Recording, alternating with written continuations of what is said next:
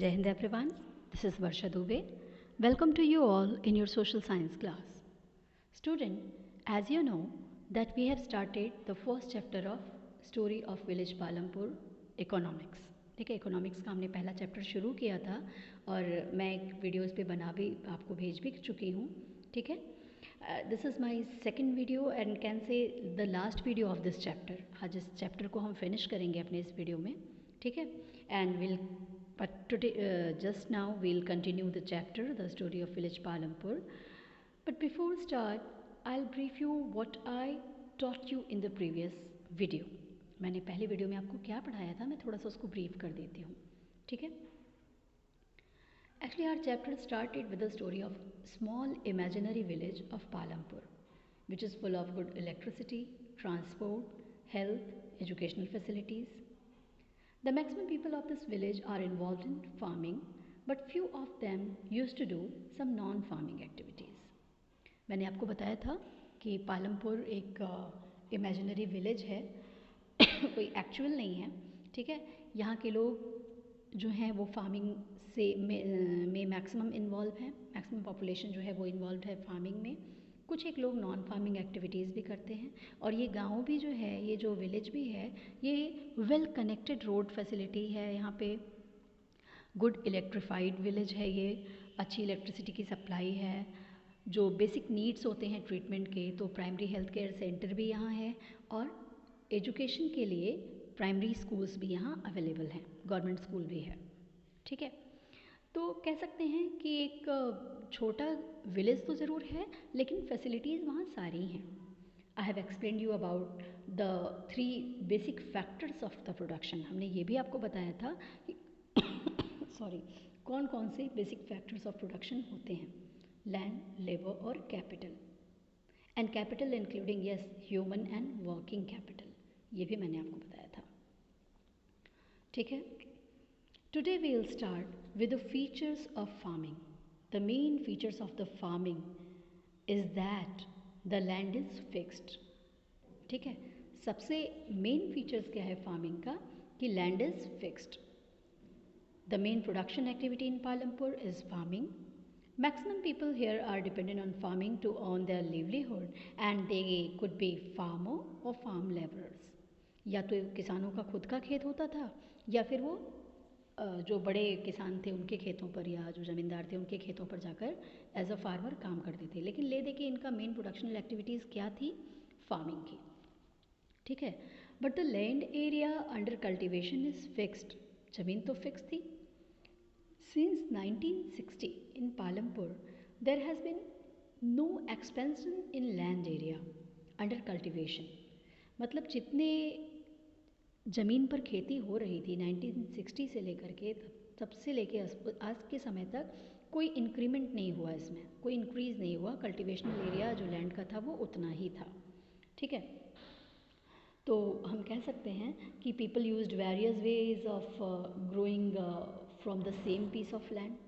ठीक है, लोग बहुत सारे तरीके अपना रहे होंगे, इसको हम डिस्कस भी करेंगे आगे. सेकेंड पॉइंट है, is there a way one can grow more from the same. क्या कोई तरीका, भी मैंने जो बात की थी आपसे, क्या और कोई तरीका है जिससे हम सेम लैंड से, उसी ज़मीन से कुछ ज़्यादा, और जब ज़मीन का एरिया तो बढ़ा नहीं कल्टीवेशन का, उतनी ही ज़मीन थी, फिक्स थी, तो क्या हम उससे और ज़्यादा कल्टीवेशन करके प्रोडक्शन कर सकते हैं? कोई ऐसा तरीका है? हाउ है, कैसे कर सकते हैं?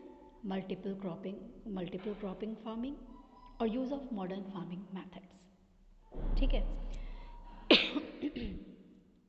देखिए, land area under cultivation is fixed.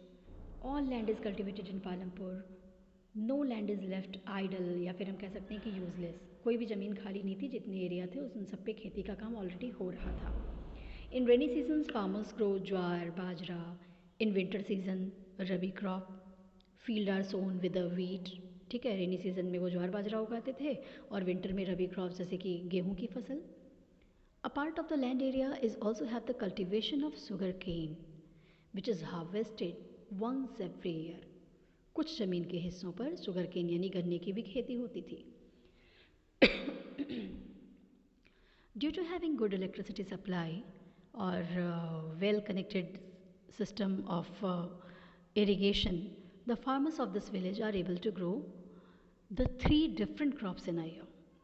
क्योंकि यहाँ पे इलेक्ट्रिसिटी की प्रॉब्लम नहीं थी, वेल इरिगेशन फैसिलिटीज़ थी, इसलिए यहाँ पे के जो किसान थे वो साल भर में 3 तरीके की क्रॉपिंग कर लिया करते थे. ठीक है, कैसे? यहाँ हमने बात की मल्टीपल क्रॉपिंग फार्मिंग और use of modern farming methods की. To grow more than one crop on a piece of land during the year is known as multiple cropping, which is the best way to increase the production on a given piece of land.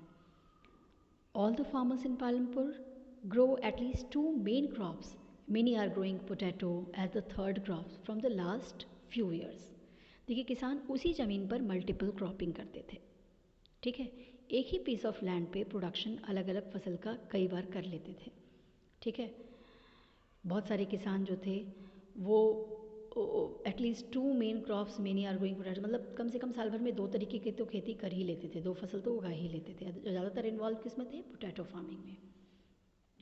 Over the years there have been important changes in the way of farming which have allowed the farmers to produce more crops from the same amount of land. धीरे धीरे किसानों ने कुछ नई technology, कुछ नया method adopt किया जिससे उनका प्रोडक्शन जो था वो बढ़ा उतने ही ज़मीन के टुकड़े से. And in this way the important changes in the farming activities includes, कौन से वो चेंजेस आए? यही मल्टीपल क्रॉपिंग फार्मिंग जिसकी मैं बात कर रही हूँ. मल्टीपल यानी कई तरीके का क्रॉप लगाना, और use of modern farming methods. And due to these changes, हालांकि ये बाद में आया था काफ़ी, in the late 1960, due to these changes the productivity of land has increased substantially and धीरे धीरे प्रोडक्शन एक्टिविटीज़ बढ़ी इनकी, तो सेम पीस ऑफ लैंड पे इनका प्रोडक्शन भी बढ़ा. ठीक है, which is known as green revolution. इसी चीज़ को ग्रीन रेवोल्यूशन के नाम से भी जाना जाता है. The Green Revolution in the late 1960s introduced the Indian farmer to cultivation of wheat and rice. कैसे? By using HYB यानी कि High Yielding Variety of Seeds. ठीक है, और इससे क्या हुआ? It compared to the traditional seeds. Compared to the traditional seed, the HYB seeds promised to produce a greater amount of grain or a single piece of land. देखिए HYB seed का मतलब होता है high yielding variety of seeds. जो हम traditional seeds से खेती करते थे उसके कंपैरिजन में जब ग्रीन रेवोल्यूशन आया, HYB सीड्स लेके आया, तो इससे हमारा प्रोडक्शन जो था वो अच्छी क्वालिटी के बीज थे, प्रोडक्शन काफ़ी बढ़ा. Farmers of Punjab, Haryana, western Uttar Pradesh were the first to try out the modern farming methods in India. Over use of fertilisers, pesticides and water is resulting into degradation. The farmers in Punjab are facing these problems. क्या क्या problems चल रहे थे? देखिए, कहीं फ़ायदा हुआ तो कहीं नुकसान भी हुआ, नेगेटिव चीज़ें भी आईं. ओवर यूज ऑफ पेस्टिसाइड्स होने लगा, एक्स्ट्रा फर्टिलाइजर्स डालने लगे, जिससे क्या प्रॉब्लम फेस कर रहे थे किसान. इसके अलावा पंजाब के स्पेशली अगर किसानों की हम बात करें तो they were facing the problem of labour. After land, labour is the next basic factor of production. A small farmer provide their own labor, whereas medium or large farmers make use of hired labor to work on their field. इसके अलावा there are many landless families in the Palampur which provide laborers. As the work is less for the number of laborers, they are not given minimum wages set by the government. So some laborers used to migrate to the cities. देखिए, labour की ज़रूरत थी. ठीक है, labour वो क्यों करेंगे जब उनको परफेक्ट प्रोडक्शन ही नहीं हो रहा है, अर्निंग नहीं हो रही है और साथ में सही वेजेस नहीं मिल रहा है. इसीलिए क्या करते थे, ज़्यादातर किसान या लेबर जो थे वो शहरों की तरफ भागने लगे. अगर हम कैपिटल की बात करते हैं तो after land and labour, capital is another basic factor of production. ये मैंने आपको बताया था. All the categories of farmers, चाहे वो स्मॉल फार्मर हो, मीडियम हो या लार्ज हो, रिक्वायर कैपिटल. कैपिटल की ज़रूरत सबको है. Small farmers borrow from large farmers in the villages, और मनी लेंडर्स से भी कभी कभी वो लेते थे. जो छोटे किसान थे वो किससे पैसे लेंगे? बड़े किसानों से या फिर ज़मींदारों से. और the traders who supply them various inputs of cultivation. ठीक है, तो इस तरीके से हम कह सकते हैं कि ये सारी प्रॉब्लम्स आईं. अब अगर हम बात करते हैं नॉन फार्मिंग एक्टिविटीज़ की पालमपुर में, तो we have learned that about farming as the main production activity in Palampur, but the people here engaged with us with some of the non-farming activities. Only 25% of people working in Palampur are engaged in activities other than agriculture. केवल 25% people ही यहाँ पे non farming activities कर रहे थे. ठीक है, small scale manufacturing चल रहा था.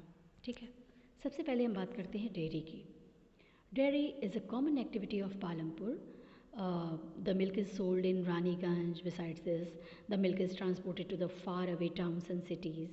And at present, less than 50 people are engaged in manufacturing in Palampur at small scale, which involves very simple methods that are done,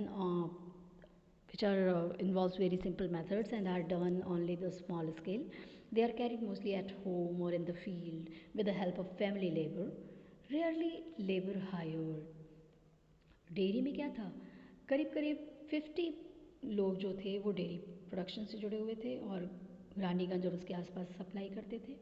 small scale अगर industry की हम बात करते हैं तो इसमें क्या करते थे, अक्सर घर के लोग खुद फैमिली मेम्बर्स मिलकर के इसको चला लेते थे. बहुत रेयर ही होता था कि वो बाहर से लेबर को हायर करें, किराए पर रखें. शॉपकीपिंग की बात कीजिए, there are not many people who involved in this trade.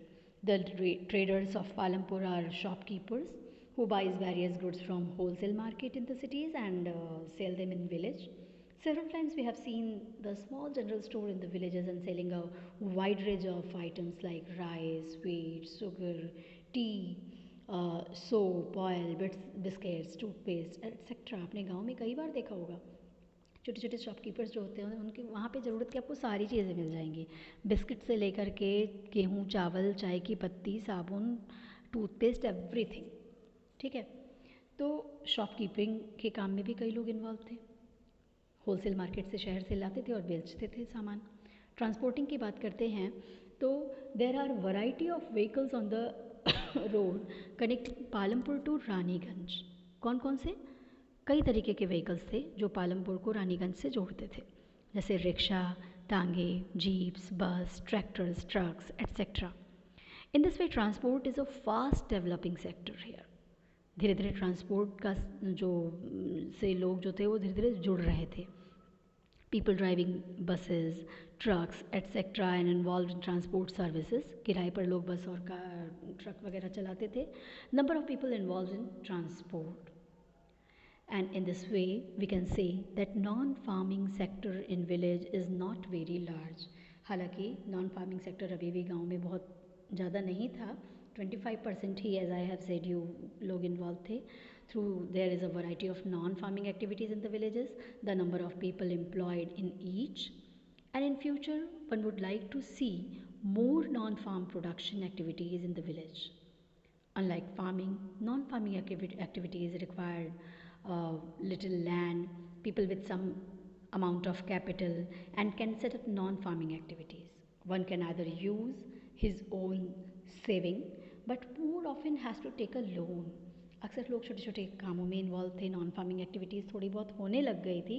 हाँ, ट्रांसपोर्ट में से लोग ज़्यादा जुड़ने लगे थे, क्योंकि उनको, आपको मैंने कहा ना कि फार्मिंग में अगर वो हायर्ड लेबर थे तो ज़्यादा वेजेस नहीं मिलती थी. ठीक है, तो इट इज़ इम्पॉर्टेंट. लोन कैसे लेते थे वो इन चीज़ों के लिए? या तो लेंडर से, या फिर it is important that loan be available at low rate of interest. ठीक है, सेविंग अपनी बचत से ही वो ये काम करते थे. तो लोन उनको अगर प्रोवाइड कराना है, उनको एनकरेजमेंट देनी है, तो उसके लिए लो इंटरेस्ट रेट पे जब हम लोन देंगे तभी तो एनकरेज होंगे लोग, नॉन फार्मिंग एक्टिविटीज़ में जुड़ेंगे. And it is possible that opportunities of non-farming activities in the village would increase in the coming years. तो हम ये कह सकते हैं कि आने वाले समय में हो सकता है कि पालमपुर के लोग जो हैं वो बेहतर कर पाएँ, नॉन फार्मिंग एक्टिविटीज़ में और इन्वॉल्व हो पाएँ. कुछ एक क्वेश्चन आते हैं आपसे, जैसे इस चैप्टर से रिलेटेड 1 मार्क्स के, 3 मार्क्स के, जैसे what does HYB stand for, या which is the best way to expand non-farming activities in village. या फिर कई बार आपसे पूछता है that why is it important to use land very carefully, फिर name any two states which benefited from the green revolution, what is green revolution. तो इस type के क्वेश्चन आपसे पूछ सकता है. what are the factors of production, features of farming in Palampur. तो इसके लिए आप तैयार रहिएगा. ठीक है, इन सारी चीज़ों को मेरे ख्याल से अब आपका कॉन्सेप्ट क्लियर है. ठीक है, so this is the last video, this is the concluding video of this chapter. If you have any doubt, please type your question in the comment box. This is sufficient for today. Stay connected, keep learning, and like, share and subscribe my videos. Hit on the bell icon to get the notification of my upcoming videos. Thank you for today. Jai Hind. Goodbye.